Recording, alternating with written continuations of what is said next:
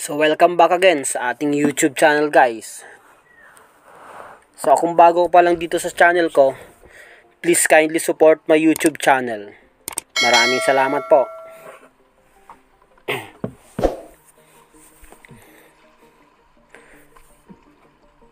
So dito afternoon dive tayo.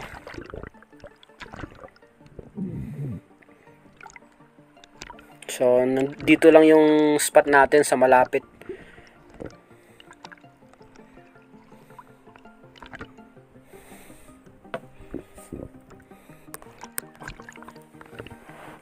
Medyo natagal lang tayong hindi nakapag-dive kasi sinipon tayo.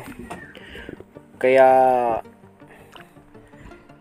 itatry muna natin yung sipon kung makakasisid or makaka-equalize na tayo ng maganda or makakasisid na ng malalim.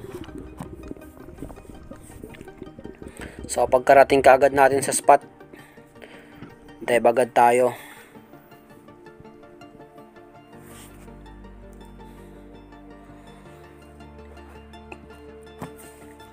So itong spot na to is isa rin sa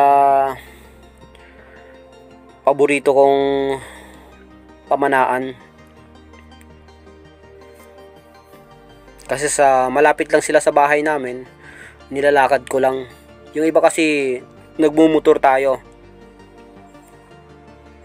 So dito may nakita tayong labahita, surgeon fish. Sa amin ang tawag nito sa Banton, budlaw. So ayun, sa pool. So sinabit pa sa corals. Buti na lang yung linuluwagan natin yung line sa reel, natanggal. Hindi na natin sinisid pang muli. So dito hindi pa rin tayo maayos na nakakapag-equalize. So medyo masakit pa dito sa pag nag-equalize tayo. So ito yung isda natin, unang isda ngayong hapon na ito. A good size of surgeon fish, labahita, budlaw kung tawagin sa Banton. So pag mga ganito, mag-ingat lang din pag hinahawakan na to or hahawakan mo or papatayin mo. Kasi yung sa buntot nila, matalas yan. Napakatalas niyan. So goods na rin to. So lagay muna natin sa stinger. So nag-isang dive pa tayo dito. Kaso hindi na talaga nakaisa pang dive tayo. Pero masakit na talaga yung hindi okay pa yung equalization natin. So ang dami sanang anong tawag kaya nito, itong parang unicorn din sila kaso maliliit. Pa-comment naman sa baba. Ang buntot nila dilaw. So dito napansin na natin yung slender unicorn. Nandito na sana sila. Kaso medyo mahiyain. Ayaw lumapit. So eto na yung last na dive natin. Pagkatapos na ito, umuwi na rin ako.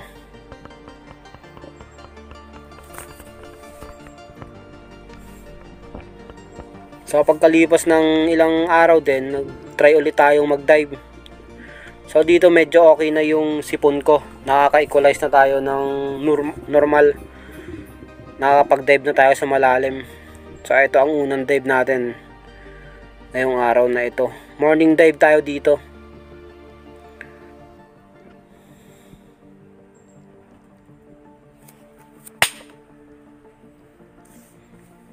Dito sa spot na to, mga yung lalim siguro mga nasa 10 to 15 meters.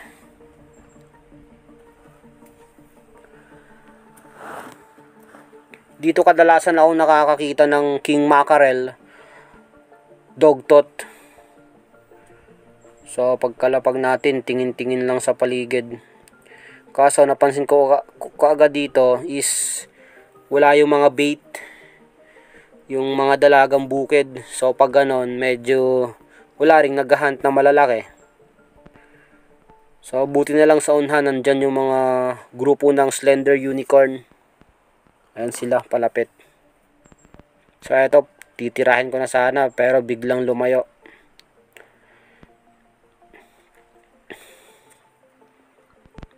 So antayin muna natin, baka bumalik.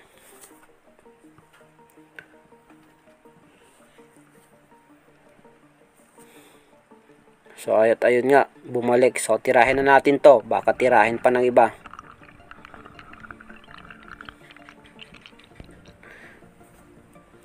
A good size of slender unicorn.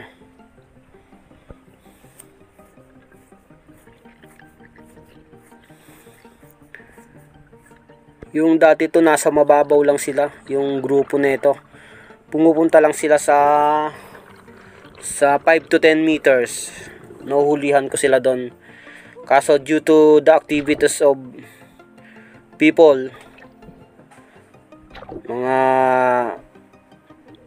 medyo dumami na din yung sumisisid, kaya siguro nagpalalim sila or hindi na pumipwesto sa mababaw na area, gawang nabubulabog sila.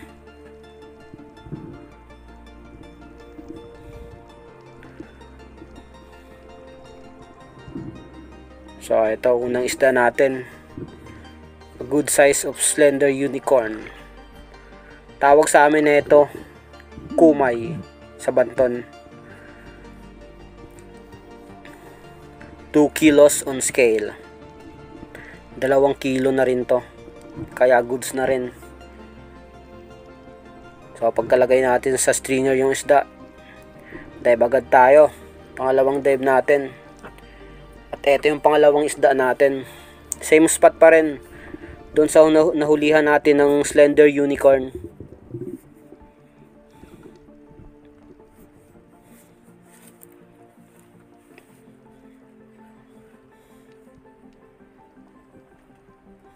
So tahimik talaga yung paligid. Pag mga ganito talaga,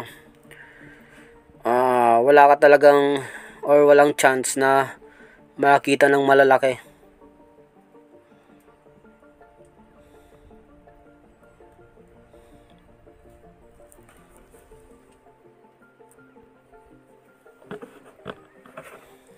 Kaya antayin na lang natin yung slender unicorn kung babalik pa sila.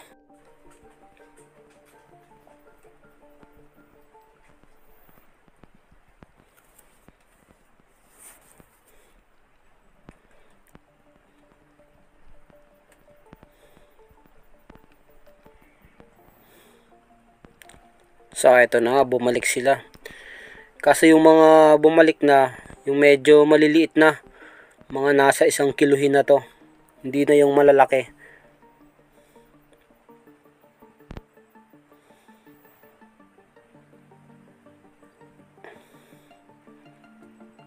So kunin na natin tong isa. So okay na rin to. Stone shot natin, fatal natin.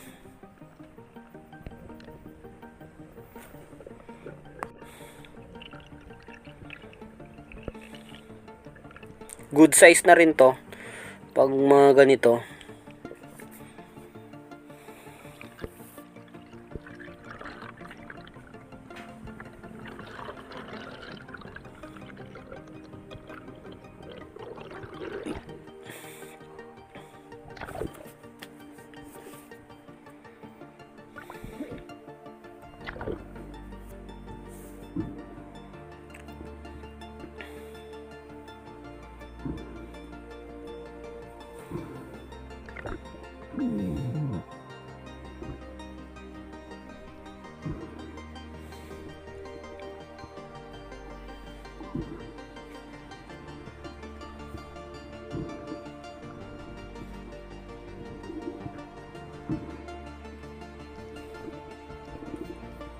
So ito yung pangalawang isda natin. Slender unicorn ulit. So 1 kilo rin to. 1 kilogram on scale.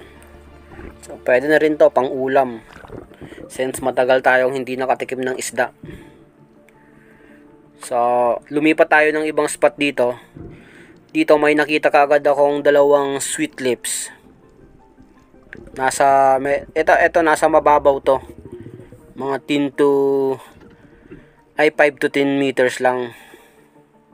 So binabaan ko yung dalawang sweet lips. So kung mapapansin nyo, nasa bandang kaliwa sila. Ayun yung dalawa.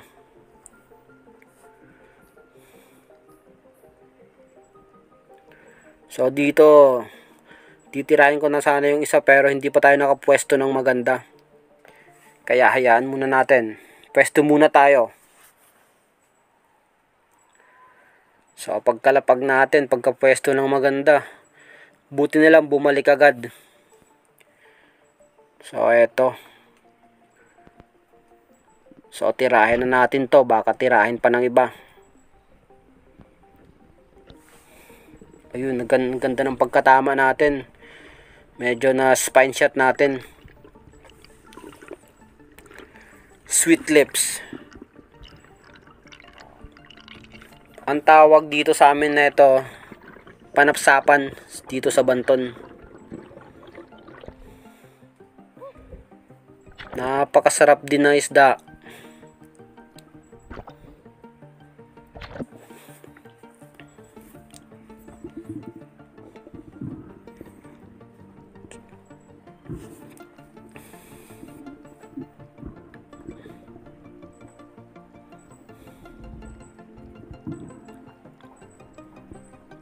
So ito, pangatlong isda natin. Napakaganda ng kulay niya. Litaw na litaw yung yellow sa gilid ng mga pins niya. Sweet lips. Panapsapan. Local name dito sa Banton.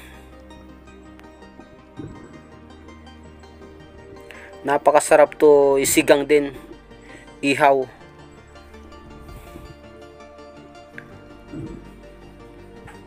So pagkalagay natin sa stringer natin, halos wala na rin nagpapakita. So nag-decide na tayong umuwi. So ito lang yung huli natin. Goods na rin to. Halos naka 5 kilo tayo.